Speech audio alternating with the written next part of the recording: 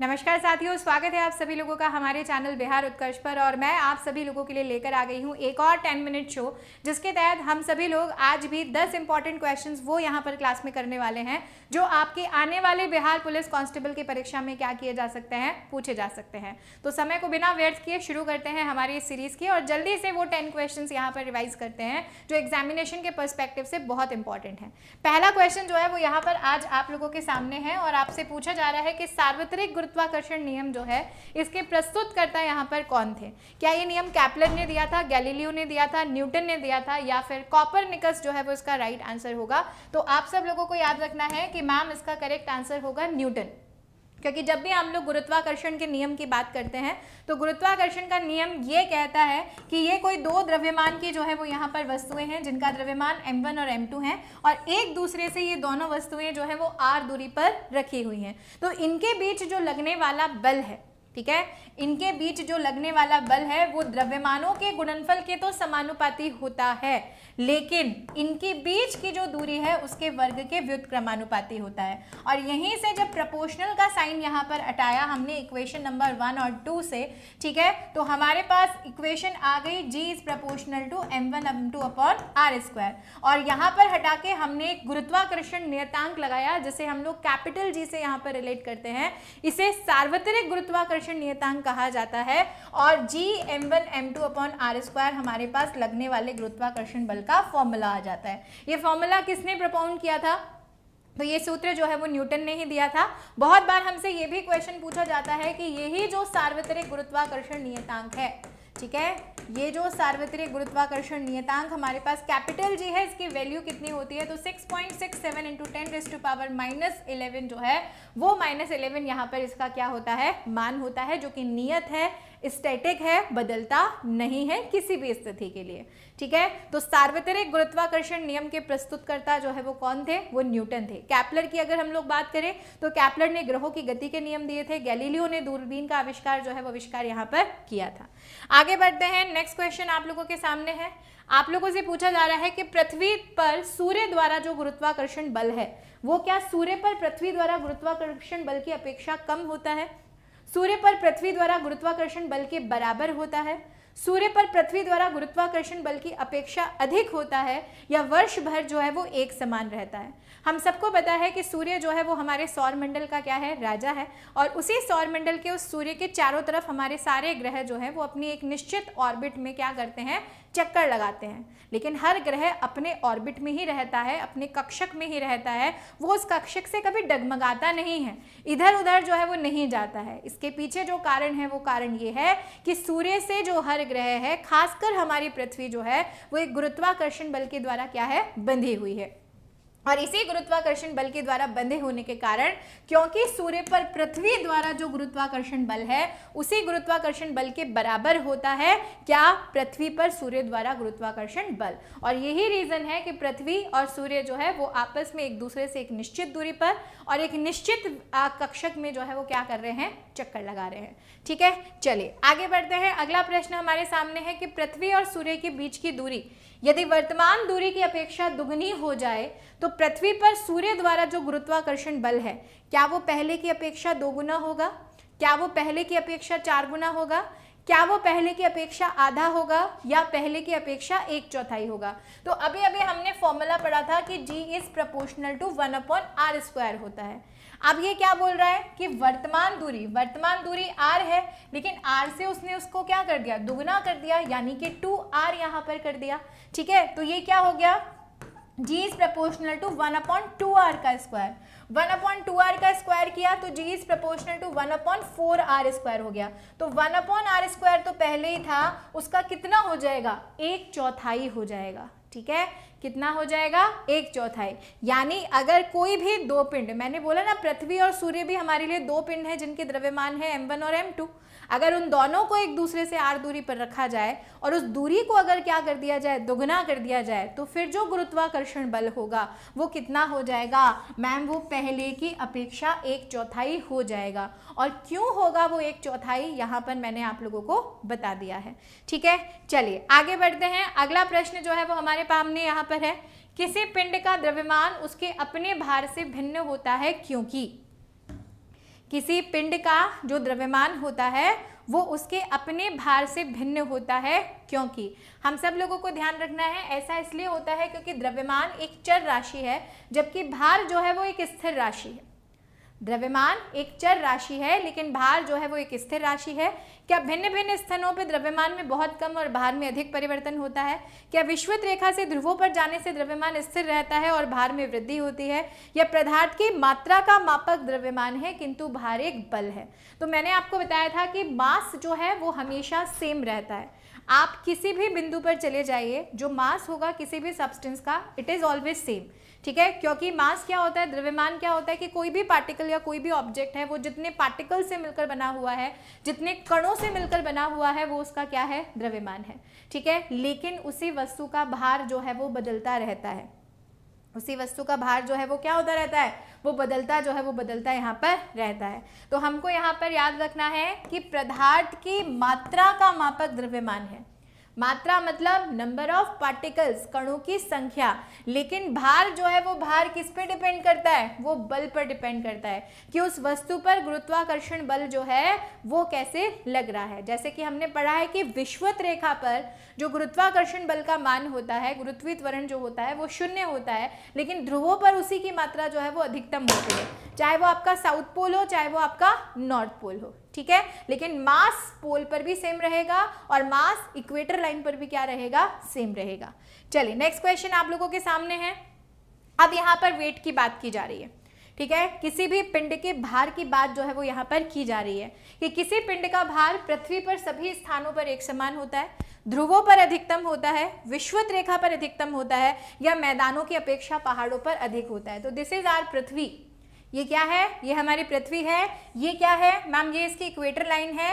और ये क्या है मैम, ये इसके पोल है। ये इसका नॉर्थ पोल हो गया, ठीक है। और दूसरा ये अगर हम लोग बात करें तो ये इसका साउथ पोल यहाँ पर हो गया। आपको याद रखना है कि इस इक्वेटर लाइन पर g इज इक्वल टू 0 हो जाएगा, मिनिमम होगा, लेकिन यहाँ पर g जो है वो g क्या होगा, मैक्सिमम होगा, ठीक है। विषुवत रेखा पर जो पर्टिकुलर गुरुत्वीय त्वरण है वो क्या होगा, मिनिमम होगा, लेकिन पोल्स पर क्या होगा, मैक्सिमम होगा। और अगर हम लोग यहाँ पर बोले कि यहाँ पर जो मैक्सिमम है तो यहाँ पर किसी वस्तु का भार भी क्या होगा, मैक्सिमम होगा, और विषुवत रेखा पर किसी वस्तु का भार भी क्या होगा, निम्नतम जो है वो निम्नतम होगा। तो हमारे अकॉर्डिंग कौन सा ऑप्शन यहाँ पर सही है मैम, बी ऑप्शन यहाँ पर बिल्कुल क्या हो जाएगा, करेक्ट हो जाएगा कि किसी भी पिंड का भार ध्रुवों पर अधिकतम होता है लेकिन विषुवत रेखा पर क्या होता है, न्यूनतम होता है, ठीक है।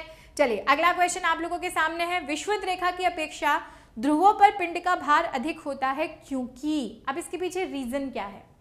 मैंने अभी आप लोगों को एक पॉइंट बताया कि इक्वेटर लाइन पर जो है वो वेट मिनिमम है और पोल्स पर जो वेट है वो क्या है, मैक्सिमम है। But what was the reason behind this, इसके पीछे का कारण जो है वो कारण क्या है, तो आपको याद रखना है इसके पीछे का कारण यह है कि ध्रुवों पर पृथ्वी की घूर्णन गति जो है वो क्या है, अधिकतम है, जबकि विषुवत रेखा पर पृथ्वी की घूर्णन गति जो है वो क्या है, अधिकतम है। या ध्रुवों पे हिमटॉप के कारण आकर्षण बल अधिक होता है, या उपरोक्त में से कोई पूर्ण स्पष्टीकरण नहीं है। तो मैं बोलूंगी इसमें से कोई भी एक स्पष्टीकरण जो है वो पूर्ण नहीं है, क्योंकि विषुवत रेखा की अपेक्षा ध्रुवों पर पिंड का भार अधिक होता है। इसके पीछे का जो कारण है वो कारण है पृथ्वी की त्रिज्या। कारण जो है वो कारण क्या है मैम, वो कारण है पृथ्वी की त्रिज्या, रेडियस ऑफ अर्थ।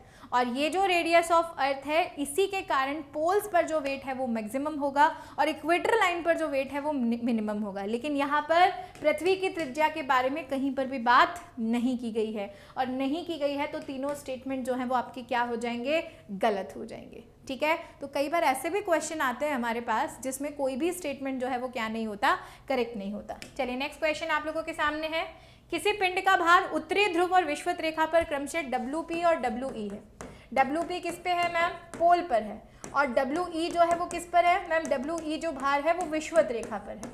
तो यदि पृथ्वी का घूर्णन रुक जाए, पृथ्वी घूमना बंद कर दे, पृथ्वी घूमना क्या कर दे, बंद कर दे, तो पोल पर जिस वस्तु का भार है और विषुवत रेखा पर जो वस्तु का भार है उसमें से कौन सा भार है जो बढ़ जाएगा और कौन सा भार है जिसमें कोई परिवर्तन नहीं होगा और कौन सा भार है जो घट जाएगा, ठीक है। चलिए जल्दी से जो है वो जल्दी से यहाँ पर हम लोग सोचेंगे कि क्या इसका आंसर जो है वो आंसर यहाँ पर होगा। तो अगर मैं यहाँ पर बोलूँ तो हम लोगों को यहाँ पर याद रखना है कि मैम अगर पृथ्वी का घूर्णन जो है वो घूर्णन रुक जाए, ठीक है, पृथ्वी जो है वो घूमना क्या हो जाए, बंद जो है वो बंद यहाँ पर हो जाए, तो इस स्थिति में क्या होगा मैम? इस स्थिति में अगर हम लोग यहाँ पर बात करें तो WP, WE और WE इन दोनों में से क्या कम होगा और क्या जो है वो क्या क्या हो जाएगा, बढ़ जो है वो यहाँ पर जाएगा। तो हम सब लोगों को यहाँ पर क्या करना है, हम सब लोगों को यहाँ पर क्या करना है, ध्यान रखना है कि इसका सही आंसर यहाँ पर जो है वो यहाँ पर क्या होगा। देखो WE से तो कोई संबंध ही नहीं है, ठीक है, क्योंकि WE जो है विषुवत रेखा पर जो है, क्योंकि गुरुत्वीय त्वरण मिनिमम होता है तो भार भी जो है वो क्या होता है, निम्नतम ही यहाँ पर जो है वो यहाँ पर होता है, 0 के बराबर होता है, 0 के बराबर होता है, तो कम या ज़्यादा होने वाली कोई बात ही नहीं है। लेकिन आपको यहाँ पर याद रखना है कि इसमें किस पर परिवर्तन नहीं होगा, WP में कोई भी परिवर्तन नहीं होगा, क्योंकि ध्रुवों पर भार अधिकतम क्यों होता है, पृथ्वी की त्रिज्या के कारण, ठीक है। तो यहाँ पर त्रिज्या में कोई परिवर्तन नहीं आ रहा है, यहाँ पर घूर्णन गति में परिवर्तन आ रहा है। यहाँ पे ये कहा जा रहा है कि पृथ्वी घूमना जो है वो क्या कर देगी, बंद कर देगी। चलिए नेक्स्ट क्वेश्चन, लिफ्ट में व्यक्ति का भार तब अधिक हो जाता है जब लिफ्ट एक समान वेग से ऊपर जा रही हो, एक समान वेग से नीचे जा रही हो, ऊपर की ओर त्वरण से गमन करे या नीचे की ओर त्वरण से गमन करे। आपको याद रखना है कि जब हम लिफ्ट की बात करते हैं और इस लिफ्ट में यहाँ पर जो है वो यहाँ पर कोई व्यक्ति है, अगर वो ऊपर जा रहा है तो वो एक त्वरण के साथ जा रहा है, ठीक है। त्वरण के साथ क्यों जा रहा है, क्योंकि यहाँ पर उसकी गति स्थिर है और जैसे ही वो ऊपर की तरफ मूव करेगा वैसे ही समय के साथ गति में परिवर्तन होगा। वैसे क्या होगा मैम, समय के साथ गति में क्या होगा, परिवर्तन जो है वो परिवर्तन यहाँ पर होगा, ठीक है। तो जब ऊपर की ओर जाता है तो वेट इंक्रीज होता है और जब यही व्यक्ति यहाँ पर है और नीचे की तरफ एक त्वरण के साथ जो है वो क्या करता है, गति करता है, तो मैम ये जो वेट है ये वेट क्या होता है, मिनिमम यानी कम हो जाता है। तो इसका सही आंसर यहाँ पर क्या हो जाएगा मैम, इसका सही आंसर हो जाएगा यहाँ पर सी, कि ऊपर की ओर एक त्वरण से जो है वो क्या करे, गमन करे, मूव्स विद एक्सेलरेशन अपवर्ड्स, ठीक है। चलिए आगे बढ़ते हैं। नेक्स्ट क्वेश्चन आप लोगों के सामने है, किसी पिंड को पृथ्वी से चंद्रमा पर ले जाने पर, कोई भी पर्टिकुलर पिंड है और उसी पिंड को अगर पृथ्वी से चंद्रमा पर लेकर जाया जाए तो उसका द्रव्यमान भिन्न होगा किंतु भार वही रहेगा, उसका द्रव्यमान और भार दोनों भिन्न हो जाएंगे, उसका द्रव्यमान वही रहेगा किंतु भार भिन्न हो जाएगा, या उसका द्रव्यमान और भार दोनों पूर्ववत रहेंगे। तो मैंने अभी अभी आप लोगों के बात बताया था कि मास विल नॉट चेंज, द्रव्यमान कभी नहीं बदलता है। आप इस पेन का द्रव्यमान जो है उसको आप कहीं पर भी ले जाओ, चाहे चंद्रमा, पृथ्वी, शुक्र ग्रह, मंगल, कहीं भी, इसका मास सेम ही रहेगा। अगर बदलेगा तो क्या बदलेगा, भार बदलेगा, क्योंकि आपने एक पढ़ा होगा कि पृथ्वी जो है, उस पृथ्वी पर जो जी है वो चंद्रमा जो है उसी चंद्रमा की तुलना में कितना है मैम, 1/6 है यहाँ पर, ठीक है। चंद्रमा पर पृथ्वी के गुरुत्वाकर्षण की तुलना में जो गुरुत्वाकर्षण है वो 1/6 भाग यहाँ पर है, तो उसका द्रव्यमान तो वही रहेगा, अगर बदलेगा तो क्या बदलेगा, भार बदलेगा। तो सी यहाँ पर क्या हो जाएगा, राइट आंसर। नेक्स्ट क्वेश्चन, एक समान गति से घूर्णित शाफ्ट में धागे से एक गेंद बंधी है, शाफ्ट के अचानक रुकने पर धागा शाफ्ट पर लिपटने लगता है, तो उस गेंद का कोणीय वेग, कोणीय वेग को हम लोग W से रिप्रेजेंट करते हैं, ठीक है। और W जो है वो W किसके बराबर होता है ma'am, W theta upon T के बराबर यहाँ पर होता है। यानी व्हाट इज द मात्रक, अगर हमसे पूछे कि कोणीय वेग का मात्रक क्या होता है, तो मैम कोणीय वेग का मतलब होता है रेडियन पर सेकेंड, ठीक है। क्या मात्रक होता है, रेडियन पर सेकेंड। तो शाफ्ट पर जब धागा लिपटने लगता है, तो मैम जब धागा लिपटता है और उसको अचानक रुक जाता है तो जो गति होती है, जो समय होता है वो क्या हो जाता है, कम हो जाता है। और हमको पता है कि जब लगने वाला समय कम होगा तो कोणीय संवेग जो है वो क्या हो जाएगा, बढ़ जाएगा, ठीक है। क्या हो जाएगा, बढ़ जाएगा। तो इसका सही आंसर क्या होगा, इसका सही आंसर होगा ए। इस कंडीशन में जो गेंद का एंगुलर आपके पास जो वेलोसिटी है वो क्या हो जाएगी, इंक्रीज हो जाएगी, ठीक है। तो ये थे हमारे आज के 10 जो है वो 10 महत्वपूर्ण प्रश्न। आई होप कि आप सभी लोगों को ये प्रश्न अच्छे से समझ में आए होंगे।